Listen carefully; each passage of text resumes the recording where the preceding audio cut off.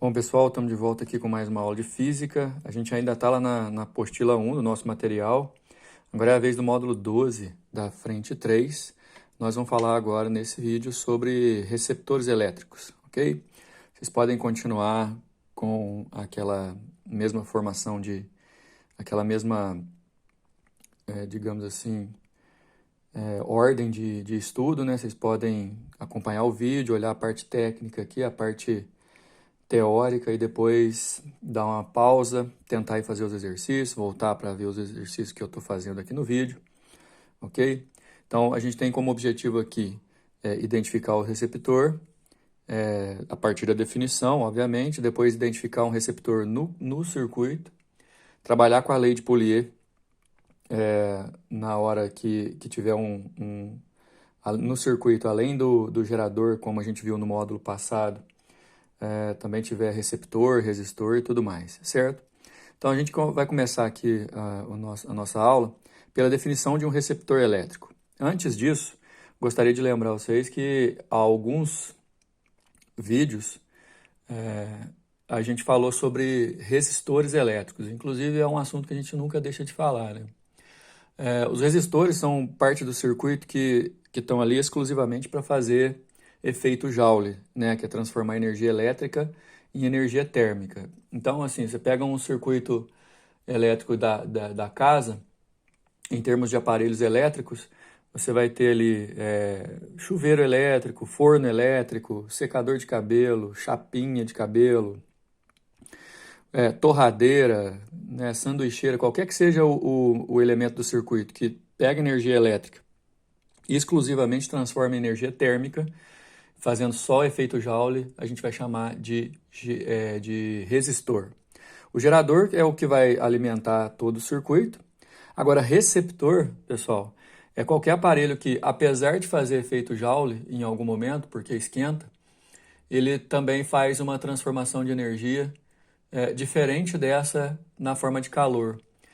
Na verdade, todo receptor ele tem como forma principal de energia qualquer outra energia que não seja exclusivamente térmica. Então, por exemplo, tirando esses resistores propriamente dito do circuito da casa, qualquer outro aparelho que você tiver aí, uma lâmpada, uma televisão, um aparelho de som, enfim, celular, eles vão poder funcionar como receptores. Então, receptores elétricos, a definição é aquela parte do circuito que transforma energia elétrica em outra modalidade de energia que não seja exclusivamente térmica. Quando eu uso a palavra exclusiva é porque os receptores, apesar de não serem criados para fazerem efeito Joule, por natureza eles já fazem efeito Joule, né? Parte da energia que ele consome você vai ver que ele dissipa em forma de energia térmica, sim, mas não é a parte exclusiva. Então, por exemplo, uma televisão, na inscrição da televisão ela funciona com, sei lá, 127 volts. Se chegam 127 volts para ela vai gastar parte desses 127 fazendo efeito Joule, que inclusive não foi para isso que você comprou ela, mas ela faz. E ela se torna um receptor a partir do momento que ela pega a maior parte da energia que ela recebe e transforma em energia luminosa, energia sonora, né? Não exclusivamente térmica, ok? As características técnicas de um receptor, principalmente em relação a funcionamento, bom, para funcionar ele recebe DDP do gerador, né? Quando ele recebe a DDP do gerador, lembrando que o gerador gera uma eletromotriz, ele gasta também um pouquinho fazendo efeito Joule na sua resistência interna, né, o gerador. O restante ele manda para o circuito. Imagina que tem um gerador ligado a um receptor e aí esse receptor vai receber essa DDP do gerador. O receptor vai utilizar essa DDP para duas coisas: como força contra-eletromotriz e como dissipação de energia na forma de efeito Joule na sua resistência interna. Então, enquanto, pessoal, igual no módulo passado a gente viu, os geradores têm força eletromotriz, que são os volts que ele consegue produzir no total, o receptor tem força contra-eletromotriz, que é aquela parcela da DDP que ele recebe do gerador, que ele é capaz de transformar numa outra energia que não seja térmica. Nós vamos chamar isso de Fc. Agora, a outra parte, mesmo que seja menor, ele dissipa na forma de efeito Joule, porque ele também vai ter uma resistência interna. Por exemplo, um liquidificador, quando ele está funcionando, ele transforma energia elétrica em energia mecânica, né, para movimentar o batedor dele para cortar, para triturar o que está ali dentro. Só que parte dessa energia também ele vai fazer efeito Joule na sua resistência interna. A gente precisa prestar muita atenção porque tanto o gerador como o receptor, em forma de desenho, eles vão ser representados pela mesma figura, onde a haste maior é positiva, onde a haste menor é negativa, as resistências internas normalmente ligadas aos polos negativos. Só que como que a gente vai saber olhando para um circuito quem é gerador, quem é receptor? Repara numa coisa, ó, recuperar uma ideia da aula passada. Polo positivo ligado a polo positivo. Bom, só aí você já tem que abrir o olho, porque aí se fossem dois geradores, seriam dois geradores em paralelo, né, como a gente viu no módulo passado. Só que eles deveriam ter essas voltagens aqui iguais. Quando você tem voltagens diferentes, aí você fica fácil perceber que a eletromotriz do gerador vai ser sempre maior ou igual à contra-eletromotriz do receptor, né? Então, num circuito gerador-receptor, aquele que tiver a maior voltagem, obviamente, que tem que alimentar o outro, vai ser o gerador, o outro é o receptor, certo? No gerador, essa equação aqui a gente já viu, né? A eletromotriz, que é tudo que ele produz, descontado da resistência interna vezes a corrente, que é a parte do efeito Joule dele, vai dar a DDP que ele fornece. Isso gera um comportamento de gráfico assim, né? Gráfico de gerador, que a gente já estudou, que é sempre decrescente. Força eletromotriz, onde corta o eixo vertical. Corrente do curto-circuito, onde corta o eixo horizontal. E a tangente daquele ângulo ali representa a resistência interna. No receptor, essa DDP, vamos dizer assim, que sobra depois que ele produz a contra-eletromotriz e manda o resto e gasta um pouco em efeito Joule, manda o resto para o circuito. Quando essa DDP chega no receptor, ela vai ser dividida em duas partes. Uma parte para realizar aquilo que realmente ele se propõe e a outra parte para realizar o efeito Joule. Então, por exemplo, se ele receber 100 volts, vamos dizer que 90 ele usa como efeito Joule, 90 ele usa como eletromotriz, contra-eletromotriz, e 10 ele usaria como efeito Joule. E aí, nesse caso, vai dar um gráfico crescente, já serve para você poder diferenciar, né? Gráfico de gerador, gráfico de receptor. E aí tem uma outra situação, que aqui é a contra-eletromotriz, e que no receptor a tangente do ângulo ali também vai te ajudar a calcular a resistência interna do receptor. Pessoal, a lei de Poulier, anteriormente, quando o circuito não tinha receptores, né, tinha só o gerador e os resistores, a gente tratou ela desse jeito aqui, né?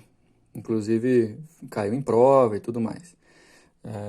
O detalhe é que vocês têm que levar em consideração que, a partir de agora, no circuito inteiro, a DDP que vai para os resistores e tudo mais, ela tem que ser descontada da força contra-eletromotriz.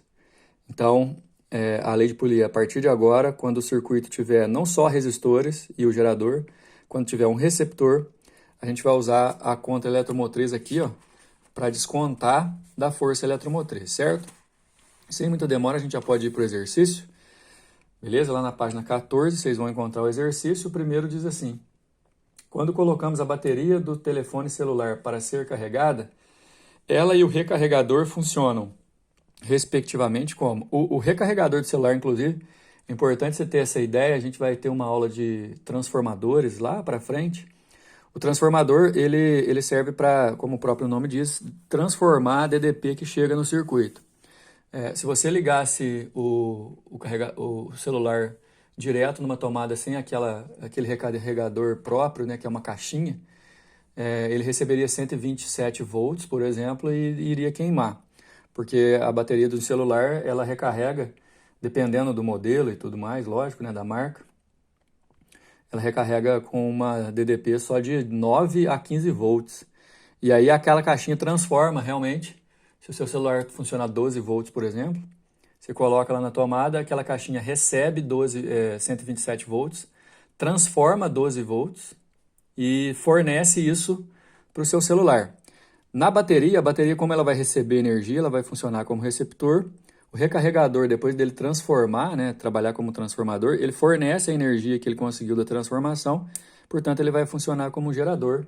A resposta para nós no número 1 aí é a letra C. O número 2 diz o seguinte: o motor elétrico está conectado a uma rede elétrica de 127 volts. 127 volts é a DDP que esse motor elétrico vai receber. Pessoal, o motor elétrico é um receptor elétrico. Esse motor possui resistência interna, aí a gente vai chamar de R', tá vendo? 3 ohms. E ao ligarmos o motor, a corrente elétrica que nele circula tem uma intensidade de 9 amperes. E aí está pedindo a força contra a eletromotriz dele. Quer dizer, são as especificações do nosso receptor, né? Você precisa saber, para um receptor, quanto vale a resistência interna e a contra-eletromotriz. Daí é só usar a relação da equação do receptor, 127 é a DDP, 3 é a resistência interna, 9 é a corrente, passou para lá subtraindo, dá 100 volts de contra-eletromotriz. Isso quer dizer que, quando ele recebe 127, 100 ele usa efetivamente, 27 ele desperdiça, entre aspas, fazendo efeito Joule. Bom, o número 3 fala o seguinte: no circuito abaixo, a intensidade da corrente elétrica e o sentido são respectivamente. Eu prefiro fazer o sentido primeiro, porque o circuito que vocês têm aí é esse.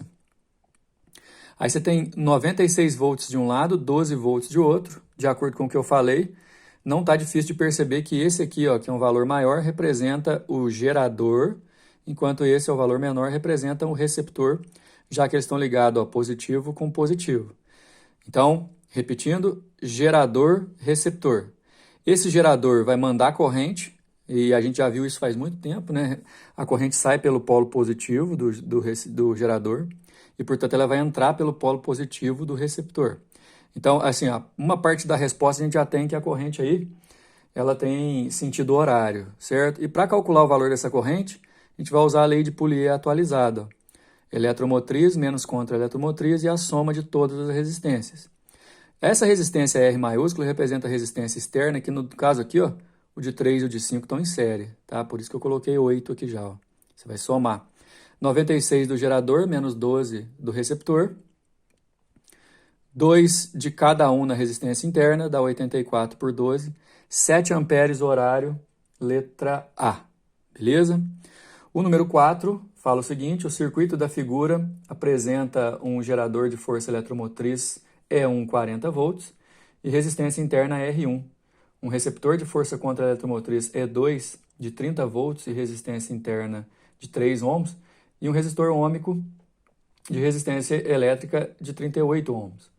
O amperímetro A, chave C1 e CH1, CH2, FI são todos ideais. E aí tem uma tabela aí, pessoal, que fala o seguinte, que quando a chave CH1 está aberta, está fechada e a 2 está aberta, a corrente vale 1. E aí a gente tem que descobrir quando a CH1 está aberta e a CH2 está fechada. Aí eu separei em duas partes, obviamente. Com a CH1 fechada e a CH2 aberta, a corrente a gente já sabe que vale 1 ampere, está aí na tabelinha. Quando a CH2 está aberta, esse receptor aqui, ó, eu sei que é receptor, apesar de não saber o valor, porque o exercício falou, né? Aliás, eu sei também, vale 30 volts. Só que ele não funciona. Então o circuito vai ficar só por aqui, ó. Eu tenho um gerador e um resistor. Eu posso usar a lei de Poulier antiga. Eu sei que a corrente é 1, a eletromotriz é 40, a resistência externa, que é essa daqui, vale 38, o exercício deu. Multiplicando cruzado, eu descubro que a resistência interna do gerador é 2 ohms. Certo? Agora, se eu abrir a CH1, aí o resistor aqui apaga. Eu passo a ignorá-lo. Desse modo, o circuito fica com a CH2 fechada aqui, funcionando só gerador-receptor. Aí, para calcular o X aí, que é a corrente nesse caso, eu vou usar só a lei de Poulier atualizada. Gerador de 40, receptor de 30, resistência externa não tem, só tem as duas internas, que uma vale 2 e a outra vale 3. Aliás, aqui é 3, ó, porque o exercício forneceu que a resistência interna do receptor vale 3. 10 aqui dividido por 5 dá 2 amperes. Resposta, letra C. Beleza? Então, essa foi a aula, esse foi o módulo de receptores elétricos. Valeu, até a próxima.